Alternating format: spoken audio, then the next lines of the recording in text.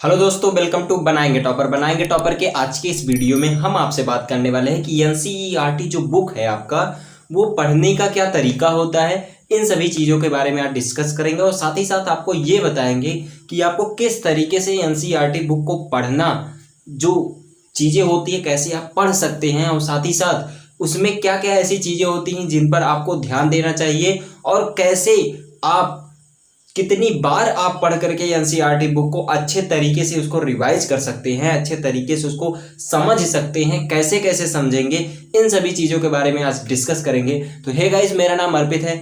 आज के इस वीडियो की शुरुआत करते हैं। तो चलिए देखिए, लाइक, सब्सक्राइब और बेल आइकन को दबा देना जिससे अच्छे से आपको नोटिफिकेशन लगातार आपको मिलती रहे। और कमेंट करके जाना कि एनसीईआरटी बुक पढ़ने का जो तरीका मैंने खुद सोचा है और साथ ही साथ मैंने खुद उसको फॉलो किया है, और साथ ही साथ आप फॉलो करके मुझे बताना कमेंट में कि आपको कैसा लगा ये तरीका।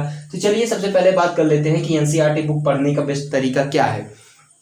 सबसे पहले स्टेप बाय स्टेप हम लोग चलेंगे, ठीक है। तो सबसे पहले जो तरीका आता है बुक को पढ़ने का वो कैसा होता है। सबसे पहली जो चीज आती है, पहला स्टेप जो होता है, सबसे पहले आप जो बुक को खोलते हैं तो सबसे पहले आपको वहां पर देखना चाहिए कि क्या उसमें प्रस्तावना दिया हुआ है, जो इंट्रोडक्शन होता है बुक का, तो कि किस तरीके का वो बुक बना हुआ है, क्या क्या उसके अंदर क्या क्या क्वालिटी है उसकी, कैसे कैसे तरीके से उसमें बताया गया है, कि एग्जाम्पल कैसे बताया गया है, किस तरीके से उसमें जो जैसे हाईलाइटेड कुछ पॉइंट दिए होते हैं, जैसे यहाँ साइड में क्या कर दिया जाता है, अब तो आने लगा है, पहले तो ब्लैक एंड व्हाइट होता था, नहीं आता था, लेकिन अब क्या होता है ऐसे ब्लैक करके यही से ऐसे छोटा छोटा करके जो पूरा बुक होता है ऐसे साइड में आपको एक ग्राफ जो है आपको दे दिया जाएगा और वो हाईलाइट रहेगा रेड से या गुलाबी जो भी होता है पिंक से, सारी चीजें क्या होती हैं हाईलाइट की होती हैं। और आपको उसके अंतर्गत जो चीजें बताई गई होती हैं सबसे पहले आप उस चीज को देखना कि क्या क्या चीजें किताब में दिया गया है, किस तरीके से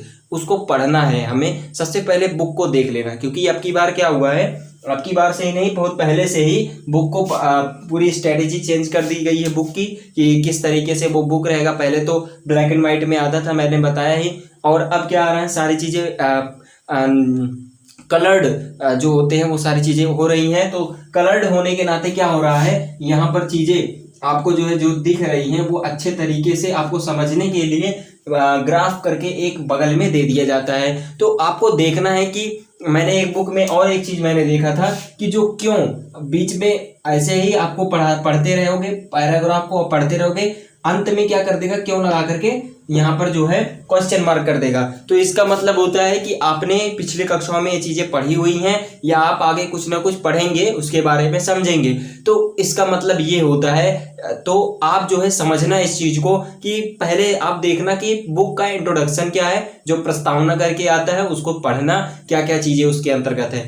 पहला मैंने बताया यहाँ पर जो है आपको प्रस्तावना देखना है, दूसरा आपको विद कॉन्सेप्ट आपको जो है चीजों को पढ़ते जाना है, ठीक है। जो भी टॉपिक्स हैं, जो भी पैराग्राफ्स दिए गए हैं, जो भी फार्मूले हैं, जितने भी इंपॉर्टेंट चीजें हैं, सभी चीजों को आपको एक तरफ से विद कॉन्सेप्ट, चाहे जितना टाइम लग जाए, हमको कॉन्सेप्ट पूरा करके ही उसके अंदर जाना है, उसके बाद ही उस चैप्टर को छोड़ना है। तो यहाँ पर मैंने ये चीज बताई। यहाँ से जब आप इस चीज को पढ़ लेते हो, पढ़ लिया आपने, तो तीसरी चीज आपको क्या करनी है, तीसरी बार आपको ये तीसरा स्टेप में ये करना है कि जो भी आपने हाईलाइट किया हुआ है, जो भी इंपॉर्टेंट पढ़ते टाइम आपको इंपॉर्टेंट चीजें मिली उसको आप हाईलाइट करते जाइए, ठीक। जैसे ही आप हाईलाइट करते जाएंगे उसके बाद आपको क्या करना है, जितने भी हाईलाइटेड पॉइंट है, फार्मूले हैं, सभी चीज को आपको हाईलाइट करना है। उसके बाद चौथा स्टेप ये आता है कि आपको उसको जो आपका बुक है, जैसे आपने बुक को लिया उसको आपको नोट्स आपको बनाना है। तो वही जो इंपॉर्टेंट लाइन या आपको जो और कुछ लग रहा हो कि हाँ ये टॉपिक के बारे में मुझे लिखना चाहिए, तो उस चीज को आप उस नोट्स में बनाना। और आपको ज़्यादा पेज में नहीं करना है। मैं इस नोट्स का जो नोट्स बनाने की टेक्निक है उसको मैंने बताई हुई है, डिस्क्रिप्शन में दी हुई है, लिंक देख लेना उस पर। और साथ ही साथ ये भी देख लेना इसमें नोट्स बनाना आप, और ज़्यादा से ज़्यादा 3 से 4 पेज में, जिससे आपका पूरा जो कॉन्सेप्ट है वो पूरा उसी के अंदर 3 से 4 पेज के इर्द गिर्द ही घूमता रहे। तो इतना चीज़ें आपने 4 स्टेप कर लिया। 5वां स्टेप आता है कि आपको जो है जो भी आपने नोट्स बनाया हुआ है उसको बढ़िया से एक बार फिर से आपको रिवाइज कर लेना है। और छठा जो पॉइंट आता है वो आता है कि आपको एक्सरसाइज हल करने हैं, जितने भी जितने भी वस्तुनिष्ठ, कहने का मतलब जो इतने भी ऑब्जेक्टिव दिए रहेंगे, जितने भी चीज़ें उसके अंतर्गत अभ्यास प्रश्न से रिलेटेड रहेगा, जितने भी टॉपिक्स के अंत में जो क्वेश्चंस होते हैं उसको आपको जो है हर एक क्वेश्चंस को आपको बढ़िया से कंप्लीट करते हुए जाना है।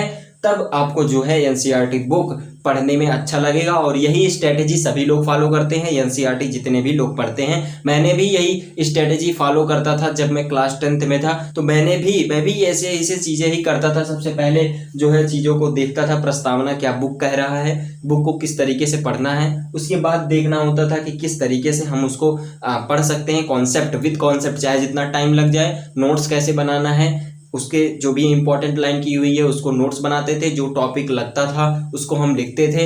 तो इस तरीके से आपको चीज़ों को करना होता है और ये अभ्यास प्रश्न को जरूर हल करना, क्योंकि एनसीईआरटी के जो एग्जाम्पल्स होते हैं और साथ ही साथ जितने भी क्वेश्चंस होते हैं एक्सरसाइज के, वो बहुत ही इंपॉर्टेंट होते हैं और परीक्षा में लगभग बहुत ही ज़्यादा पूछे जाने वाले क्वेश्चंस होते हैं, बहुत ही ज़्यादा पूछे जाते हैं। तो इसलिए उसको ज़रूर याद कर लेना, उसको ज़रूर देख लेना, समझ लेना, याद कर लेना, जो भी है कुछ कर लेना, ठीक है।